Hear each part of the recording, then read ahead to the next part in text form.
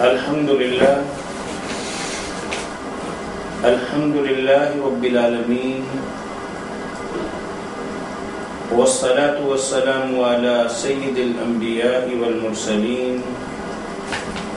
وعلى آلہ واصحابہ ومن تبعهم بإحسان الى یوم الدین.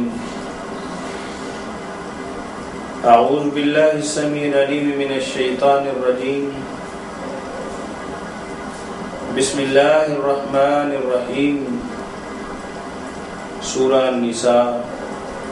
5واں پارہ اور آیت نمبر 113. وَلَوْلَا فَضْلُ اللَّهِ عَلَيْكَ وَرَحْمَتُهُ لَهَمَّتْ طَائِفَةٌ مِّنْهُمْ أَن يُضِلُّوكَ وَمَا يُضِلُّونَ إِلَّا أَنفُسَهُمْ وَمَا يَضُرُّونَكَ مِن شَيْءٍ وَأَنزَلَ اللَّهُ عَلَيْكَ الْكِتَابَ وَالْحِكْمَةَ وَعَلَّمَكَ مَا لَمْ تَكُنْ تَعْلَمُ وَكَانَ فَضْلُ اللَّهِ عَلَيْكَ عَظِيمًا. لَا خَيْرَ فِي كَثِيرٍ مِّن نَّجْوَاهُمْ إِلَّا مَنْ أَمَرَ بِصَدَقَةٍ أَوْ مَعْرُوفٍ أَوْ إِصْلَاحٍ بَيْنَ النَّاسِ وَمَن يَفْعَلْ ذَلِكَ ابْتِغَاءَ مَرْضَاتِ اللَّهِ فَسَوْفَ نُؤْتِيهِ أَجْرًا عَظِيمًا. وَمَن يُشَاقِقِ الرَّسُولَ مِن بَعْدِ مَا تَبَيَّنَ لَهُ الْهُدَىٰ وَيَتَّبِعْ غَيْرَ سَبِيلِ الْمُؤْمِنِينَ نُوَلِّهِ مَا تَوَلَّىٰ وَنُصْلِهِ جَهَنَّمَ وَسَاءَتْ مَصِيرًا. معزز خواتین و حضرات، پچھلے رکوع سے مدینہ منورہ کے اندر وقوع پذیر ہونے والے ایک اہم ترین واقعہ کی بات چل رہی ہے کہ ایک انصاری بظاہر مسلمان لیکن در پردہ منافق تھا. ایک دوسرے انصاری جو پکا مسلمان بھی تھا،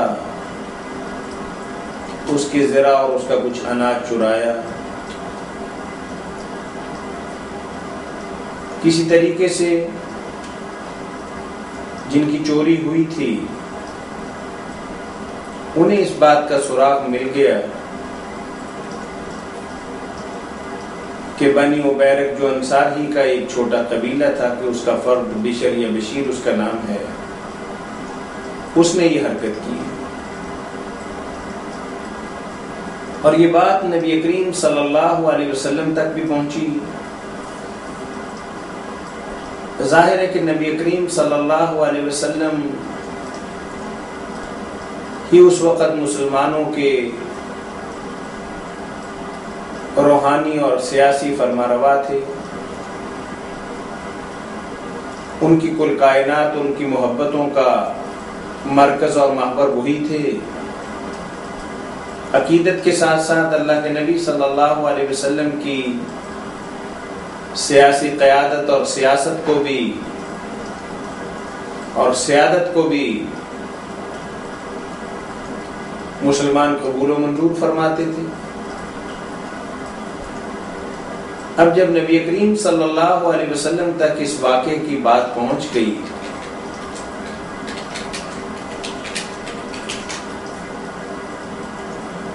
تو منافق نے یہ سوچا کہ اب تو معاملہ بگڑ جائے گا، عزت بھی جائے گی، وقار بھی جائے گا،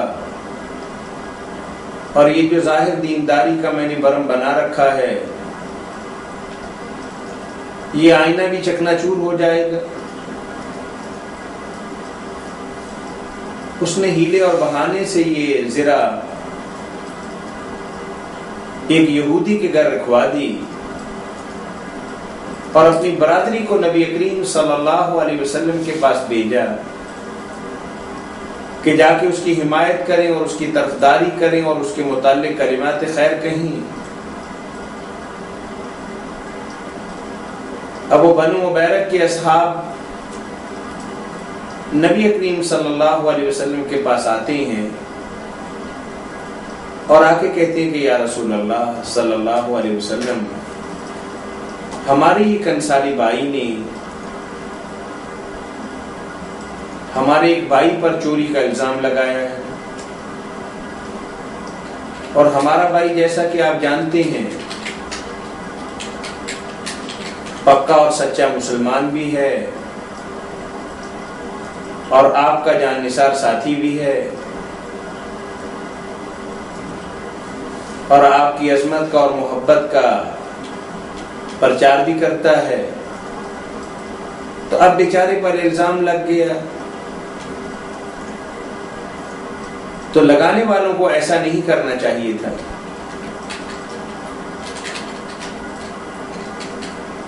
نبی کریم صلی اللہ علیہ وسلم نے حالات و واقعات کو دیکھتے ہوئے وہ انصاری صحابی کی جن کی چوری ہوئی تھی انہیں تھوڑا سخت سست کہا کہ بھائی اپنے بھائی پر الزام لگا رہے ہو اور مسلمان بھائی پر الزام لگا رہے ہو، آپ کی زنا تو یہودی کے گھر سے برآمد ہو رہی ہے،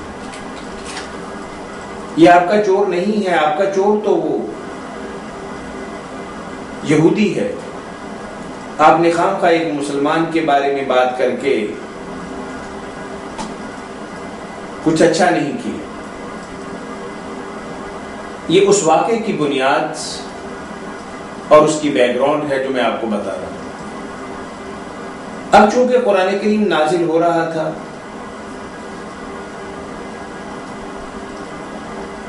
اللہ وحدہ لا شریک نے پیغمبر علیہ السلام کو وحی الہی کے ذریعے بتا دیا کہ بھی دیکھیے، آپ جسے مسلمان کہہ کے اور سمجھ کے جس کی طرفداری کر رہے ہیں وہ تو طرفداری کے لائق نہیں، وہ تو انتہائی نکما، غیر ذمہ دار اور ایک طرح کا بے دین آدمی، اس نے نہ جانے کن مصلحتوں کے تحت اسلام کا لبادہ اڑا ہوا ہے، حیات اور شکل و صورت مسلمانوں جیسی بنائی ہوئی ہے، اپنے ظاہری معمولات اور معاملات امت مسلمہ جیسے ہیں، میل جول بھی ان کا مسلمانوں کے ساتھ ہے، آپ کی بابرکت مجلس کے اندر بھی تشریف لاتے ہیں اور اسلام کا دعویٰ کرتے ہیں، جبکہ حقیقتاً ان کا اسلام سے دور کا بھی تعلق نہیں، اسلام ان کے حلق سے اوپر ہی رہتا ہے، ان کے دل دماغ پر نہیں چھایا۔ اور آج تو آپ دنیا کے اندر اس کی طرفداری کر رہے ہیں، اس کے متعلق کہہ رہے ہیں کہ ایک پکے مسلمان پر الزام لگ گیا، ایک دیندار کی پگڑی اچھالی جا رہی ہے، اللہ کو ماننے والا اس پر چوری کا الزام لگ گیا، اور آپ کو اس حقیقت کا علم نہیں ہے کہ آپ ایک چور کی، ایک بے ایمان کی، ایک ٹھگ کی اور ایک مجرم کی پشت پناہی کر رہے ہیں۔ چلیں یہ دنیاوی معاملہ ہے، آج آپ کی پشت پناہی تو کچھ کام کر جائے گی، لیکن کل ایک اور عدالت ہی لگنے والی ہے اور انصاف کی کرسی پر اللہ رب العالمین تشریف فرما ہوں گے اور آواز آئے گا کہ لمن الملک اليوم، خود ہی اللہ وحدہ لا شریک کی طرف سے جواب آئے گا، للہ الواحد القہار۔ تمام مسندوں والے، تمام تر قیادتوں اور سیادتوں کے دعوے کرنے والے آج اللہ وحدہ لا شریک کے سامنے کسی کی عدالت نہیں ہوگی، کسی کی قیادت اور سیادت نہیں ہوگی، کسی کا روب داب دبدبہ اور اقتدار ہرگز نہیں ہوگا، اللہ وحدہ لا شریک اکیلے حکمران ہوں، اور وہی کرسی انصاف پر بیٹھے ہوں گے، تو پھر آپ ان کی طرفداری کیسے کریں گے، ان کی وکالت کیسے کریں گے، ان کی حمایت کیسے کریں گے، ان کے بارے میں کیسے بات کریں گے؟ اور آج کی آیات مبارکہ کے اندر اللہ وحدہ لا شریک یہ بات بتانا چاہتے ہیں کہ ہم نے آپ کا بازو پکڑا، آپ کو لڑکنے سے بچا لیا.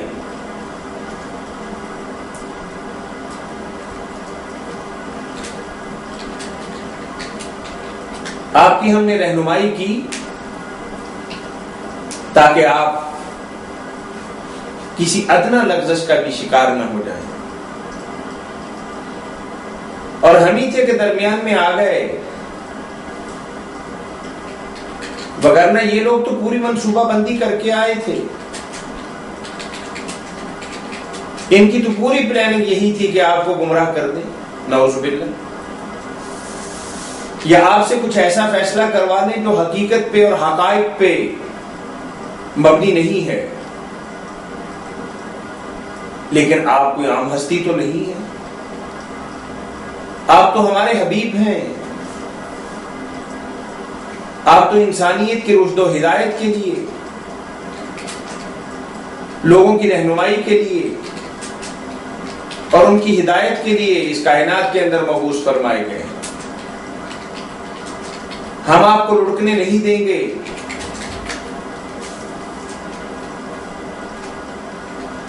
اور آپ کا بلا وجہ کا میلان اور جھکاؤ جو ہے یہ بھی نہیں ہونے دیں. آپ ہمارے اپنے ہیں اور کائنات کے لیے نمونہ ہیں. آپ کو سنبھالا دینا اور آپ کو سہارا دینا اور آپ کی رہنمائی کرنا، یہی تو ہمارا کام ہے. اور اگر ہم یہ کام نہ کرتے، ہم یہ قدم نہ اٹھاتے، تو یہ لوگ پوری اسلامی قیادت کا اور سیادت کو ملیا میٹ کر دیتے، آپ سے غلط فیصلے کروا لیتے، جو من کے اندر آتا مرضی کی بات آپ سے کہلوا لیتے، اور زبانی جمع تفریق کر کے بڑے بڑے دعوے کر کے آپ سے بے شمار مفادات بھی لیتے اور کچھ اور ناجائز فوائد بھی اٹھاتے. لیکن ہم نے آپ کی اور امت مسلمہ کی حفاظت کی اور آپ کو جھکنے سے اور دیگر چیزوں سے ہم نے بچایا. اب اگر ان سے غلطی ہو گئی تو اس غلطی کا یہ ازالہ نہیں ہے کہ اور غلطی کرتے چلے جاؤ. اگر وہ بھٹک گئے تھے تو مزید بھٹکنے کی انہیں ضرورت نہیں تھی. اگر وہ راہ راست سے ہٹ گئے تھے تو کیا اور زیادہ راہ راست سے ہٹ جائیں گے؟ ان کو یہ چاہیے تھا کہ اپنی غلطی کا اعتراف کرتے، اپنی خطا کو مانتے، اپنے جرم کا اعتراف کرتے، ٹھنڈے دل سے غور و فکر کے بعد ندامت بھرا چہرہ لے کر آپ کے پاس آتے تو آپ سے بھی معذرت کرتے کہ یا رسول اللہ صلی اللہ علیہ وآلہ وسلم، ہم سے کچھ بے ترتیبی ہو گئی، ہم سے کچھ معاملہ گڑبڑ ہو گیا، ہم سے ایک بہت بڑی بھول ہو گئی ہے، آپ سے غلط فیصلہ کروانا چاہتے تھے، ناجائز بات منوانا چاہتے تھے، اس لیے ہم آپ سے بھی معافی مانگتے ہیں، آپ سے معذرت چاہتے ہیں اور آپ سے نرمی کے اور درگزر کے طلبگار ہیں. اللہ کی بارگاہ کے اندر بھی ہاتھ اٹھاتے، سر کو جھکاتے، ندامت کے آنسو بہاتے اور اللہ کی بارگاہ کے اندر استغفار کرتے. ان کا اپنا رب ہے، ان کو پیدا کرنے والا، جسم و جان عطا کرنے والا، توانائیوں اور صلاحیتیں بخشنے والا، وہ مالک الملک ان کی پیدائش سے پہلے بھی ان کا نگہبان تھا، آج بھی ان کا پشتیبان ہے. تو کیا اللہ محبت کے ساتھ انہیں گلے نہ لگا لیتا، ان کی خطاؤں سے درگزر نہ کرتا، ان کے سر پہ ہاتھ نہ پھیرتا اور ان کی بدعمالیوں پر قلم نہ پھیر دیتا؟ لیکن انہوں نے کیا کیا؟ عداوت کے اندر، دشمنی کے اندر اور گمراہی کے اندر اور آگے بڑھ گئے. الگ سے اپنا ایک جتھا بنا لیا،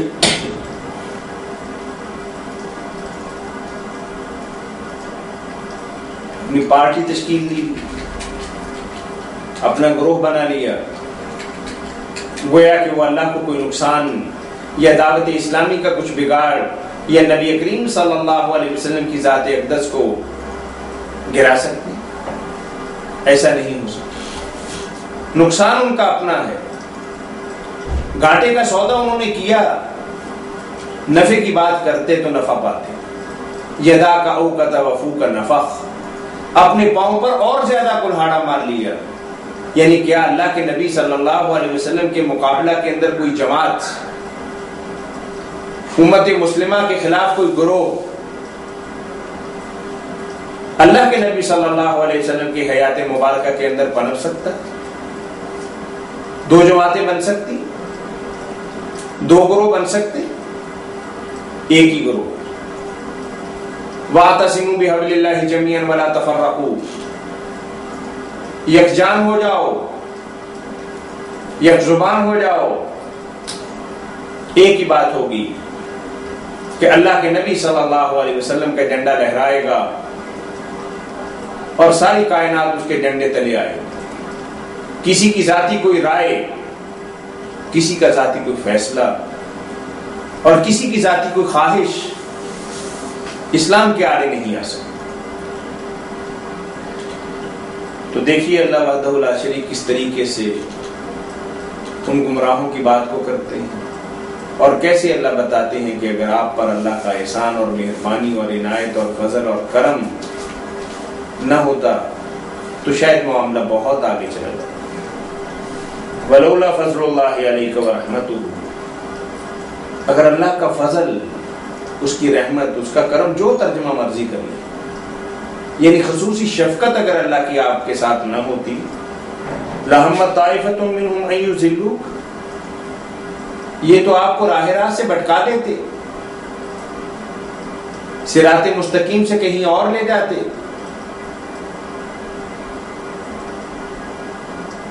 وَمَا يُضِلُّونَ إِلَّا أَنفُسَهُمْ،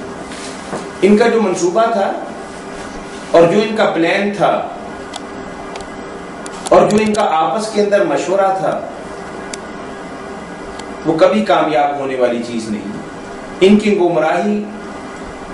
انہی پر لوٹ کر ہے۔